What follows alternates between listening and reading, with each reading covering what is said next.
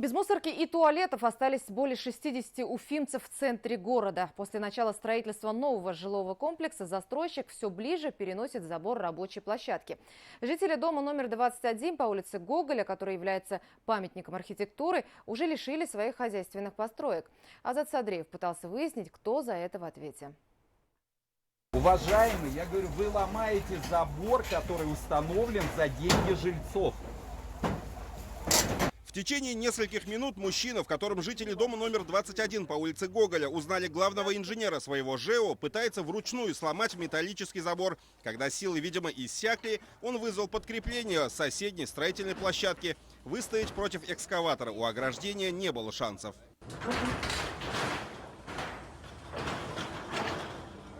После этого во двор заехала спецтехника и вывезла мусорные баки. Теперь более 60 человек, проживающих в памятнике архитектуры усадьбы Пескуновых, не знают, куда девать ведра с отходами.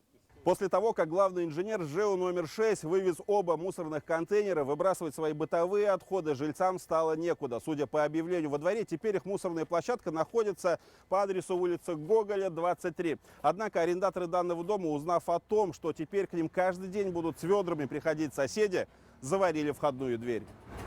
После того, как вывезли, мы подошли к директору Дома управления 6, управляющей компании нашей. Он сказал, что я указаний таких не давал, я не в курсе.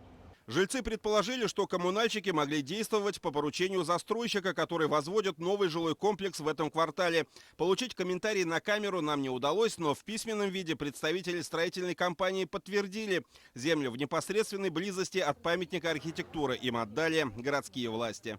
Сарай, туалет, технические постройки, которые установлены на территории данного земельного участка, не оформлены в собственность жителей дома номер 21 по улице Гоголя. То есть фактически находятся на территории земельного участка, предоставленного в собственность специализированному застройщику «Инвестгрупп».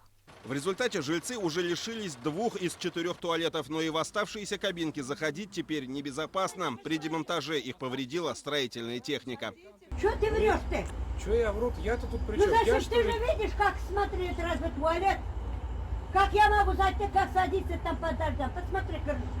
В 6-м ЖЭО Кировского района нам оказались не рады. Руководство на месте мы не застали. Получить комментарий, кто снес туалеты и дал указание убрать мусорные баки, попытались по телефону.